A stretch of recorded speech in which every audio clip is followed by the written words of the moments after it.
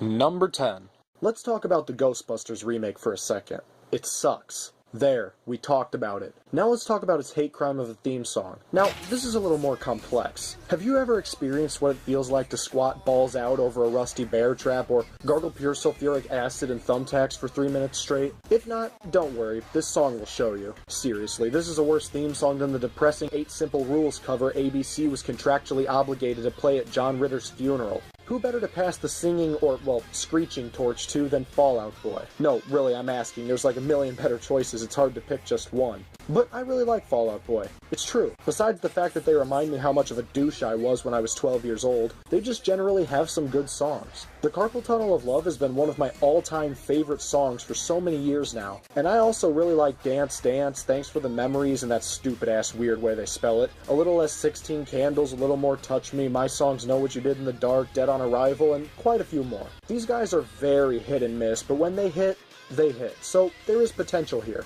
And since nowadays pop songs can't exist without a pointless rap verse, Missy Elliott is here too. Okay, fair enough. She's put out some really good ones and can definitely hold her own against Fall Out Boy. So, some mostly competent artists completely inventing a new theme to a beloved franchise. Alright, I'm in. This could actually be good, right? Well, let's just say that's about as likely a scenario as Missy Elliott bearing children.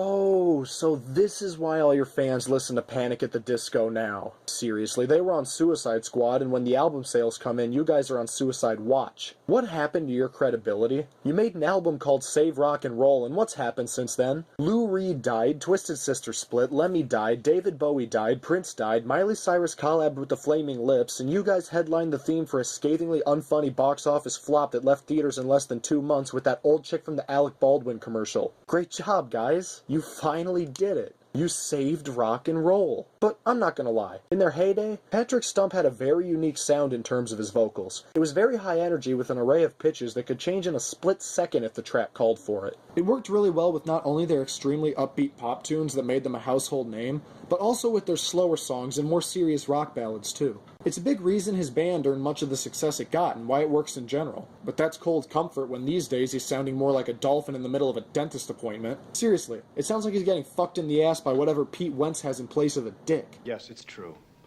This man has no dick. I mean, I'll give their 2013 album the benefit of the doubt. It had a few alright tracks, but their newer stuff just sounds torturous. And I know that for some reason I'm in the minority when I say this, but my God, it's true. Centuries and Uma Thurman sound like he's taking a shit throughout the recording. Honestly, these days it seems like he delivers his vocals between breaths, and he's always trying to catch up with the beat. Before he sounded powerfully smooth, and now he just sounds forced. Whether that be a gimmick or a sign to wrap it up, it almost sounds like he's in pain. But you'd be in pain too, if you had to listen to this shit.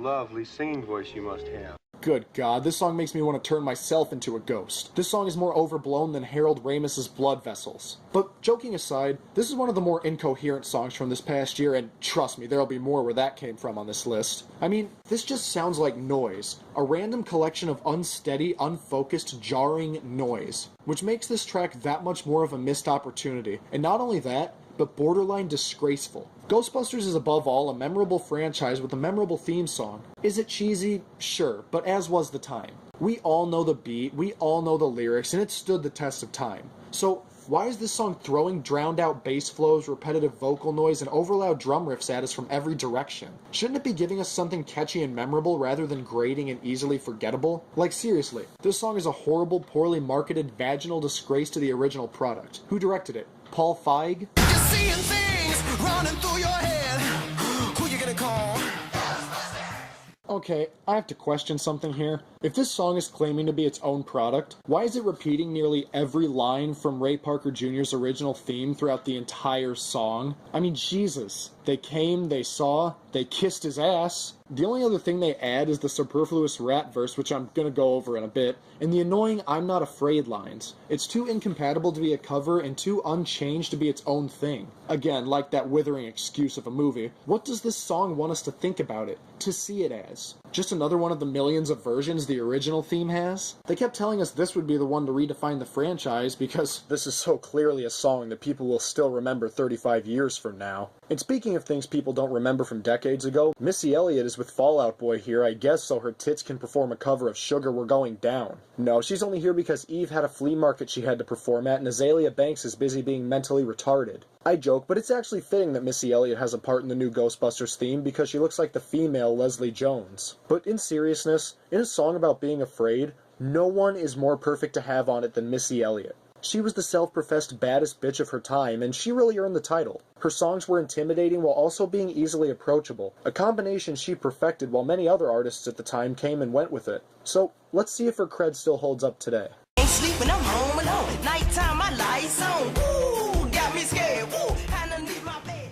You know, for just once, I'd like to be right. Just one time, I'd like to say, hey, this won't be so bad, and it actually surprised me and turns out to be outstanding, but once again, I'm wrong. This verse is more ugly and messed up than Kate McKinnon's face. I mean, really, what the fuck is this? It sounds like Missy's the host of some wacky kid show on cable. This is pathetic. No wonder nobody will hire you anymore. 16 years ago, Missy Elliott made Work It, and nowadays the only time she's working is during a Dunkin' Donuts graveyard shift. Seriously, Missy, what do you do for a living now? Collect spores, molds, and fungus? Because it's obviously not being a good rapper. Now, is this verse more fun than Fall Out Boy's delivery? Well, yeah, by a fucking mile. But that's not saying a whole lot when you're up against a wailing goat with laryngitis. Look, I get that this theme should have some elbow room for some cheese value. Yeah, absolutely. The original was a corny song, sure, but it succeeded in its infectiously catchy earworm status because of it, making it such an effective theme for a fun movie series. This song tries too hard to accomplish too little. Its heart is certainly in the right place, but unfortunately nothing else is. And it shows. How would the old Ghostbusters react to hearing your old ass rush your way through this infantile tripe? Let's show this prehistoric bitch how we do things downtown.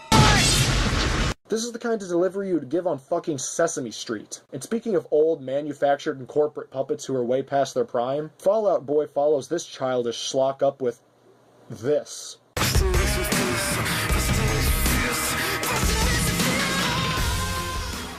Being the upstanding young delinquent that I am, I think it'd be in all our best interests if I abstained from commenting on that line. I will say, though, that this line is about the only thing here that's genuinely fitting for the new movie. Because, yeah, these new Ghostbusters love to bust. At the box office. So, all in all, this song is like No Man's Sky. A boring, repetitive, poorly made mess that caters to only the lowest of expectations and insults anyone with even a shred of an attention span. 18.6 quintillion universes? Impressive if I didn't get bored in 18.6 seconds. Give me a break. The only thing successfully resembling Ghostbusters about this shit is how ghastly the members of Fall Out Boy look these days. I mean, come on. Pete Wentz? You used to be this big pop culture icon, but now you look like Joey Fatone fucked Daniel Baldwin, bashed him in the face with a hot baking pan, then dipped his head in a vat of cat urine. And Patrick Stump, it's a good thing your songs know what you did in the dark so they don't have to see your ugly ass face. You're a 37-year-old man who still gets his tips frosted and buys his complete wardrobe from Hot Topic. Seriously, how long has it been since you had a hit people actually cared about? Centuries? Look. Avoid this song at all costs. If you want a monumentally better version of the Ray Parker Jr. classic, check out the Hoobastank, Run DMC, or even the Walk the Moon versions of this song. Fuck it. Why not even just listen to the original version, too? Until then, don't watch the movie, don't listen to the song, and support music by buying Fall Out Boy's newest album, then burning it so there's one less copy in existence. Number 9. Dessert by Darwin. Not Darwin, mind you, just Darwin, without the R. R as in ripoff, which is basically what this guy is. Seriously, Darwin's shtick is crustier than the underside of the Toddlers and Tiaras judges table. This guy is what you get when somebody hears Jason Derulo and says to themselves, okay, this is way too fun. How can we make this sound more like the greatest hits of an optometrist's waiting room? Jesus, this guy is so apathetic. Is droll rambling an enticing form of music now? I mean, honestly, is this shit good? You know that one kid on Snapchat that lip syncs to shitty rap songs trying to look famous, but in reality he can't sing for shit? That's what this guy reminds me of. Unfortunately though, he doesn't lip sync here. He actually tries to sing. Or, well, by sing, I mean goes against every whim of his being to not emote for 3 minutes. It's pretty pathetic, actually. This guy is legitimately one of the top 3 most boring singers I've ever heard in my life, let alone this year. So let's see why people forgot about this song quicker than Ronald Reagan forgot everything. They can imitate you, but they can't duplicate you. Cause you got something special that makes me wanna taste you. God, this song is dry, lifeless, and not fit for human exposure. You should have named it Desert. Throughout the song, you'll notice that Dawen tries to coin the phrase dessert without ever explaining what it is. Obviously, it's something crudely sexual, I think. If you're going to use that as your shitty song's sole gimmick, why don't you give us some context instead of lazily and honestly very creepily implanting it into every few lines? Are we at the point now where rap artists are just picking and choosing random words to correspond to females' body parts? Like, I don't know, we're going to use the word book for ass now. Hey girl, let me read that book of yours. Put my bookmark all up in there. I'm gonna put you down for a few weeks and eventually forget about you. This joke is done now. But that's still about as sound of logic as fucking dessert. And how about these vocals, huh? They sound not only monotone, overly processed, and off-key, but just unprofessional. It legitimately sounds like every line he delivers is the first time he's reading it. God, what a wreck this all is. Seriously, the only thing this guy has in common with an actual musical artist is the fact that he looks like Bobby Valentino got caught in a grease fire. And I also love how sporadic and ultimately pointless the background vocals are. It's like they knew this guy's singing was so punishingly tuneless that they needed to try and drown it out, but only every once in a while. As if just to remind us that this is what we're listening to. Like sticking a dog's nose in its own excrement and then taking it out for a second to scream at the animal before shoving it back in there. Sure, one of them is arguably worse than the other, but they're both pretty shitty. And what can you even say about this childish beat? It sounds like rejected Little Big Planet background music. But in their defense, at least Sackboy has a better voice. Get it? 'Cause he doesn't talk? I hate my life! What you gonna do with that dessert? Do what, dee da, dee da, dee da. Do what, do da, dee da, do da, dee da. Do what, do da, dee da, do da, dee da. Murder that, dance up. Did you guys know that there's a really simple trick to remember the different spellings of dessert versus desert? Yeah, it's actually very interesting. When you're spelling dessert, always remember that it has two S's in the middle for something sweet, while desert only has one. Oh, what, you don't care? Well, I'm sorry. I felt like I should do something productive with my time since this bass drop is literally boring me to death. My god, even with bad dubstep songs, it's a challenge to make the drop. The part that the rest of your song is building up to, totally unstimulating. This fucking sucks. The Benghazi soldiers had a better time watching Hillary Clinton become president. That joke was written in simpler times, people. The paper shredder you used to dispose of Trey Songz's copyright infringement letters could produce a better beat than this. You know what? I have a few things to say about this. One, as stated before, this drop is godless, ear-piercing tripe. Two, stop trying to make dessert a thing. It's fucking stupid and embarrassing. It will never be a thing.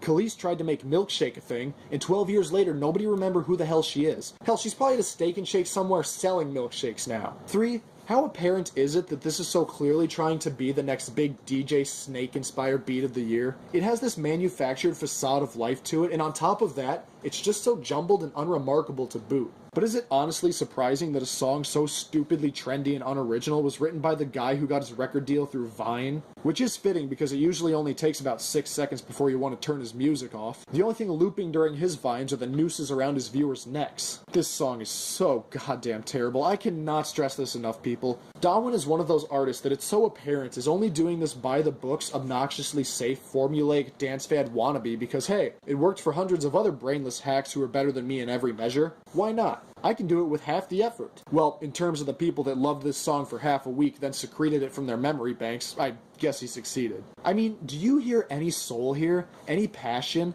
Anything remotely resembling enjoyment? Like, you know your non-talented ass is desperate for attention and chart positioning when you call upon Silento to be the big ticket remixer. And that was a worse business decision than Tom Brady investing in that air pump. Now, it's true that this may be Dawen's only certified hit, but to be fair, it really has paid off. I mean, people are always asking Dawen for dessert, but that's because he works at the Dairy Queen on Chestnut in Washington. Are you saving that dessert for me? Cause if you want, baby, you know you could work for me. Yeah, thanks but no thanks. The idea of working 12 hours a day at a mattress firm isn't very flattering. Don't you just love this? When marginally successful singers parade around like everyone wants to mingle with them despite the fact their songs are so bad they make people want to chug a bag of lye, then wash it down with an entire bottle of drain cleaner. But let's be real. People who put themselves above others this distastefully to the point where they mask their own personality with a carbon copy of some other more musically gifted asshole are clearly compensating for the fact their self-esteem is hiding down deeper than Leafy's chin. But the only difference is that lying, untalented, weak-chin prick's belt-sanded jawline looks like that due to years upon years of being eroded away by grade A under-ace cum shots, while your dangerously inflated ego is so bloated and miserable to be around that it's in danger of becoming the lead role in The Nice Guys because you're a painstakingly unoriginal blockhead with crap taste in music. But at least Leafy can double as that Goosebumps doll on his off days, and his dad Martin Shkreli can compensate for the losses. But for Darwin, this is all he has, and it gets worse. The way you do it causing jealousy, but you don't ever gotta worry about the enemy. Could this song possibly get any more nauseatingly creepy? This line not only sets male dominance back 100 years, but it just makes no fucking sense. And yeah, I know this is just a lazy, tacked-on, crude rhyme, and I shouldn't waste more than a passing scoff at it, but causing jealousy with whom exactly?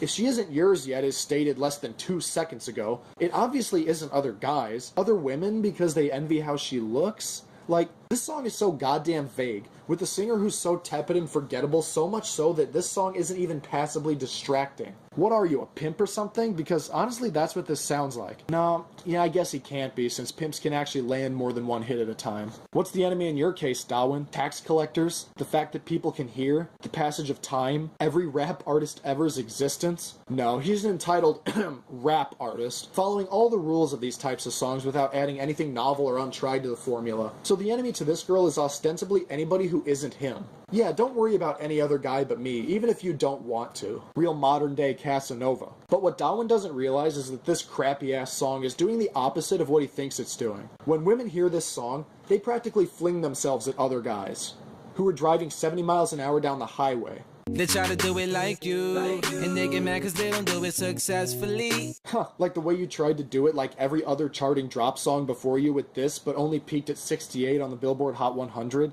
Yeah. Midget stalkers have peaked higher than you cripplingly uninteresting hack. It's such a nothing song, but somehow it keeps trudging along.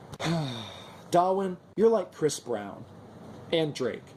And Jason Derulo. T.I., Future, YG, Wiz Khalifa, 2 Chainz, A$AP Rocky, and literally every artist that crudely mixes rap and pop ever. But to be fair, there is one difference between you and them. They're all better than you. Okay, well, maybe not Future, but you get the idea. This song is just the same 2 or 3 formulaic, uninspired verses tepidly repeated ad nauseum for this song's mercilessly overlong runtime. Not to mention that it's just plain creepy in spots. This song is more thinly written than America's gun laws. I mean, fuck, this is the worst dessert I've experienced since the Zapoli at Olive Garden. Shit tastes like cardboard dipped in motor oil. Actually, you know what? This song gives all desserts a bad name. In fact, it's a good thing Gene Wilder forgot about all the desserts he was surrounded by in Willy Wonka, or else he'd have heard this and been grateful that he had Alzheimer's. But at least that guy could sing about desserts. This guy sounds like J. Cole in the middle of an aneurysm. What am I even doing here? I'm talking about a guy whose Wikipedia page is 4 sentences long. Maybe next year I'll be talking about the guy who wipes down the tables with a wash rag at a Chicago Sonic. No, you know, that'd be too interesting.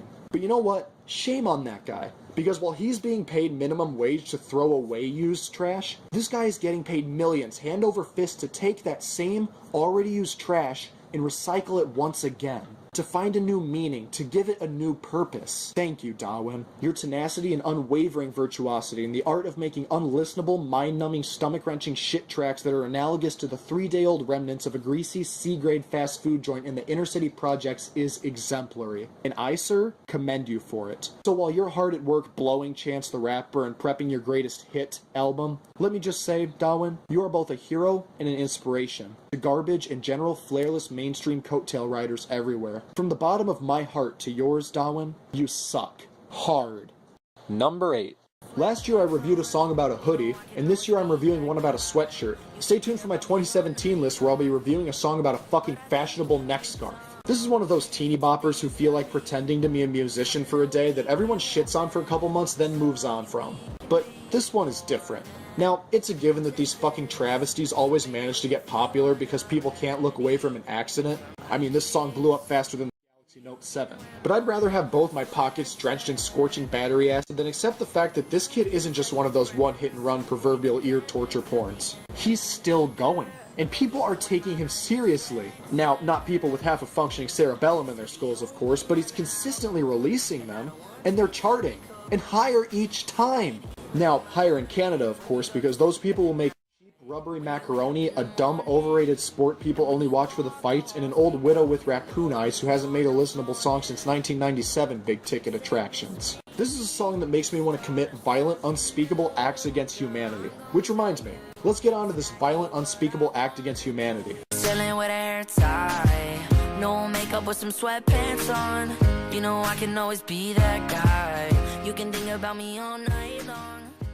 This is what you people are listening to. You people are making the shit stew chart. Are you proud of yourselves, you masochists? Fucking Christ, this song really is painful to listen to through headphones. He's got that awkward puberty voice that cracks and fluctuates at complete random. You know, the one that shouldn't be anywhere near a fucking microphone. God, his voice has more annoying and off-putting tonal shifts than The Martian. Do I have to be the one to make the assumption that maybe being proficient in lip syncing doesn't translate into being proficient at actually singing? Or are we just so desperate to make anyone famous nowadays? I mean, it seems so obvious, but these mistakes keep getting made. Then they futilely try to drown out his bellowing screeches with autotune, but that only amplifies the discomfort, which at the end of the day completely destroys the purpose of using it in the first place. Unless that weird mechanical delivery is what they were going for? This song is such a confusing mess. I'll give it that this is slightly more tolerable than the Rebecca Blacks of this genre, but I'd still rather have two lumberjacks slowly slice my dick off with a rusty long saw than trog through this stomach seepage. But I think you need something to think of me.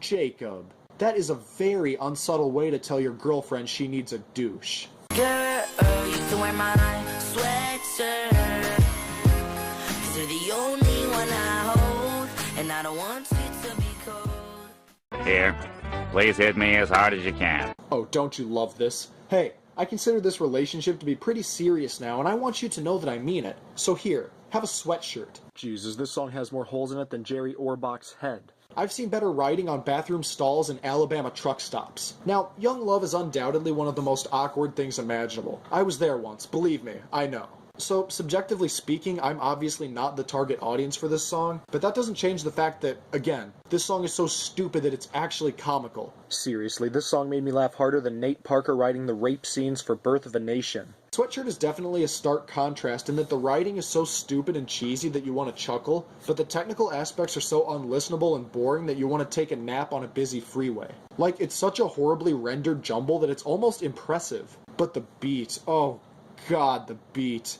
It sounds like somebody tilted the cartridge on a crappy Sega Genesis RPG, then lit it on fire. I'll admit that the melody itself isn't so bad, yeah, it's corny, but realistically, not awful. The sound quality is what's wholly grating. Hell, remember Game On from last year? The sound quality from that travesty is miles better than this. And that's saying something.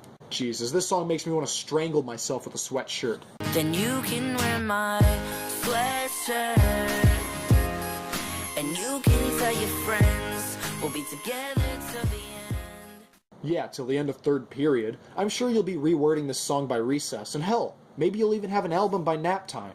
Look at me, I'm roasting a 13-year-old kid. What am I doing with my life? But come on, any aesthetic fiend who sports the same haircut that couldn't keep Mark McGrath relevant in 1997 is fair game in my book. The backup for that joke was Jesse Palmer, but the fact that he's a selfie stick toting backup on Good Morning America who clings to the past every 5 minutes to compensate for the fact that he's only had 3 touchdowns his entire career proves that his life is already enough of a punchline. Seriously, the only thing resembling entertainment about this kid is the fact that he looks like Stingy from Lazy Town got pulled through a ringer. But you know what? He doesn't need a slowly deflating rubber chicken of a voice to completely fail at everything. Just look at this video.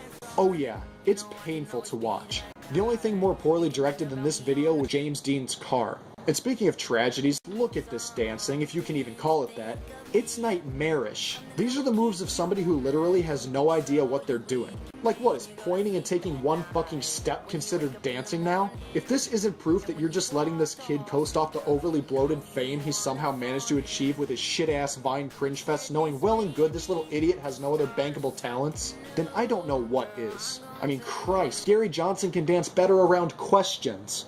If I wanted to see a bunch of underage assholes twitch and spread into uncomfortable positions, I'd go through Lion Maker's search history. I've seen better moves from seizuring full-bodied burn victims in back braces with Tourette's and Parkinson's disease in the middle of an earthquake. And then when it gets into the stop-motion segments and those little dots keep flashing around, and good lord, it seriously gives me fucking migraines. What's the point? It's a style? Yeah, and what style is that? 90s webcam? God, if they'd played this at the Republican National Convention, I don't think anyone would be against defunding Planned Parenthood. This is a song much like Whip Nay Nay from last year, wherein, yeah, it's objectively a bad song, but it isn't the worst song in the world like people will make it out to be.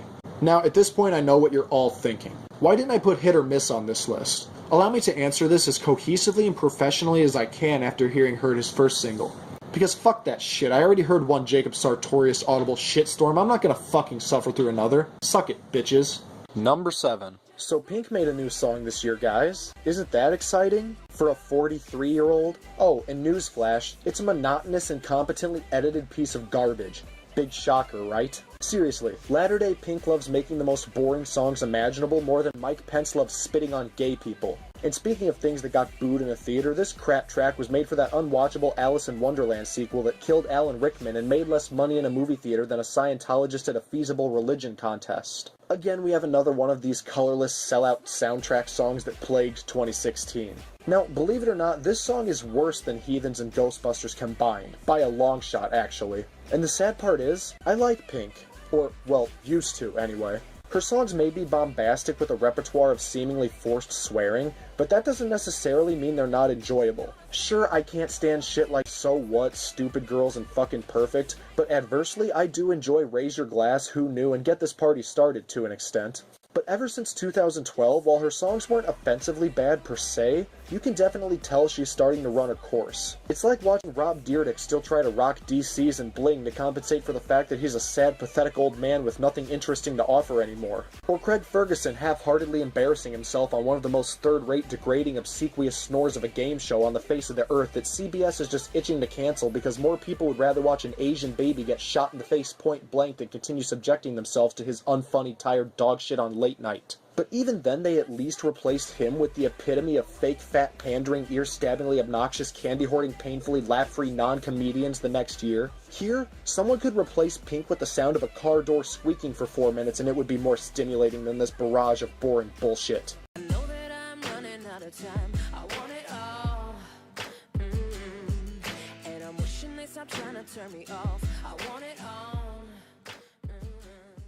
Jesus, I'm ready to turn this song off. How much more apathetic can you get? Like, goddamn, Darwin, I'm sorry for all that shit I said, but okay, no, I'm not. But still, this is sad. Your voice is flatter than the characters in Fantastic Beasts and Where to Find Them. And this beat is all but putting me to sleep right now. Fuck me, who divulged this inexcusable hacking? Good Charlotte in 2004 if they were all non-ironic hipsters who didn't know how to make music to save their lives? And already you can tell that this is another one of those vague, underwritten charts for angsty teens to relate to anything they think is against them in life for the current 10 seconds. Yeah, Pink, you want it all, alright. Except dignity, energy, personality, good lyrics, an appealing sound, stimulating flow, and a tolerable movie to perform it all for. Just like fire, burning up the way. If I could light the world up for just one day.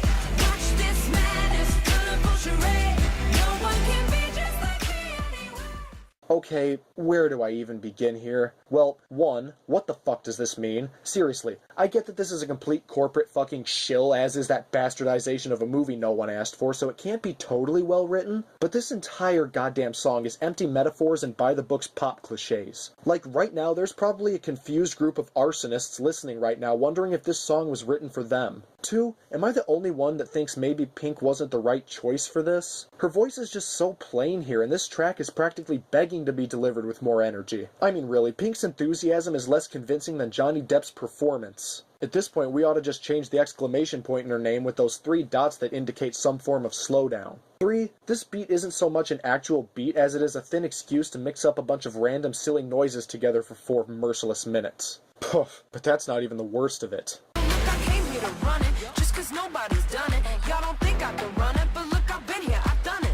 So, nobody's done it, but you've done it, and people think you can do it again? And what even is it exactly? And what are you running? And makes sense, goddammit. Jesus, I wanted to see this song fail more than I wanted to see price-hiking bitch Heather Breast shove an infected EpiPen up her cunt. But no, of course you deviants made this opaque waste chart. I don't get it. There's absolutely nothing going for this song. It's just another unlistenable, cardboard, ungodly amalgamation of substandard lyrics, noxious beats, and abusive production that would make even mundane moron Meek Mill want to crawl up from the mausoleum he and his career reside in and drive to a music institute. Yeah, so this song's more nauseating than a hot, heaping dumpster fire, and there's not even more to say about it. It's just a big, fat disappointment. Seriously, fans of the original bile bucket of a movie, and even the original stories in general, were so excited to see this amp up what would be one of the single worst movies of 2016. It was doomed from the start. So, needless to say, this song crushed more hearts than Anton Yelchin's Bumper.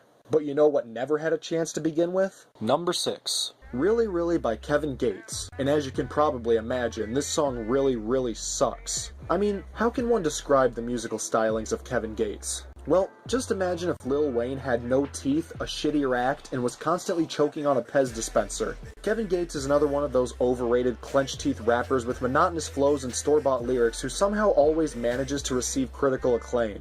In fact, the blurred line between constructive criticism and blind ass-kissing has gotten to the point where critics are praising his albums not because of what he says, not because of how his music sounds, but because he seems like a pretty cool guy in general. What a cop-out. The members of Pink Floyd are pretty cool dudes, but that doesn't excuse the fact that every album they belched out after The Wall was a torturous, lifeless pile of sun-baked armadillo shit. But I digress. Kevin Gates has been hailed as the professed king of mixtapes, as in, you listen to the tapes, then you want to mix them in a blender. And to solidify my contempt for this lyrical deviant, listen to this strenuously overlong bragging session that sounds like a Fetty Wap tape played broken, backwards, and underwater. All my diamonds shine, 'cause they really diamonds.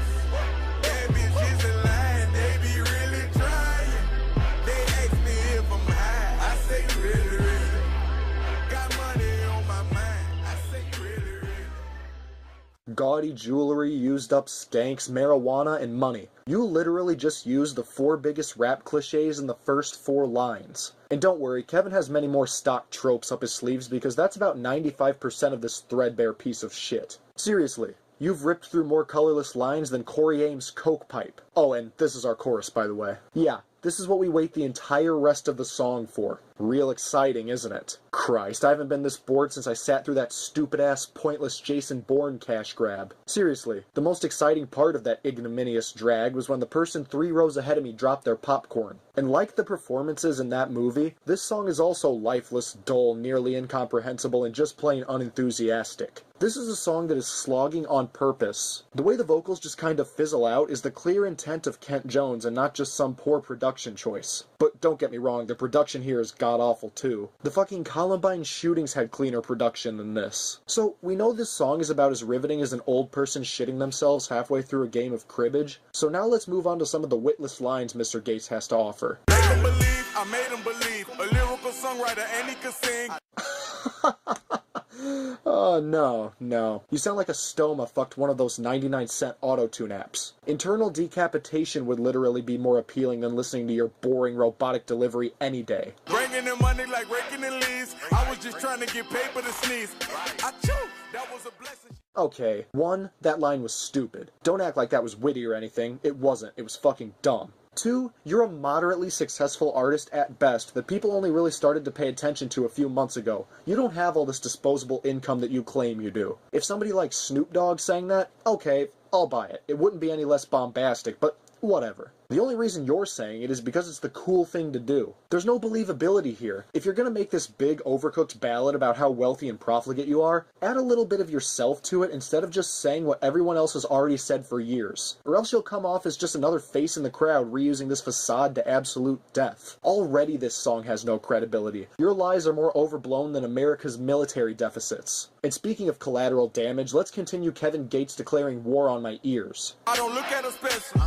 Actually, I treat her regular. Not being seen, we not making no spectacle. Wait a minute, no. Back that shit up for a second. There's a clear goddamn difference between not living some haughty, over-the-top relationship and willingly treating your girl like shit. You don't make a spectacle out of your love. Okay, totally understandable. But you don't look at her special? You treat her regular? That's purposefully going out of your way to put her down. You can have a humble little romance and still look at her like she fucking means something to you. You can still treat her to surprises and hell, anything above average, because if you have a partner who you don't treat better than anyone else and never look at her like you love her, what's the point? Like seriously, what the fuck is the point to all of this? And look, I know it's only there because this lazy puke and his peanut gallery of incompetent half-witted writers thought it was an easy rhyme, well, for the lowbrow dipshits who enjoy this disparaging crock of shit anyway because they don't even come close to rhyming, but the fact that you are proliferating this behavior to be seen as something cool is frankly appalling. Seriously, if you really don't want to be seen, just join the cast of The Good Place. Oh, but don't worry, he still uses her for all the sex his overinflated ego desires. Don't you have a daughter? In fact, you say flat out in the first 10 seconds that she'll love this one.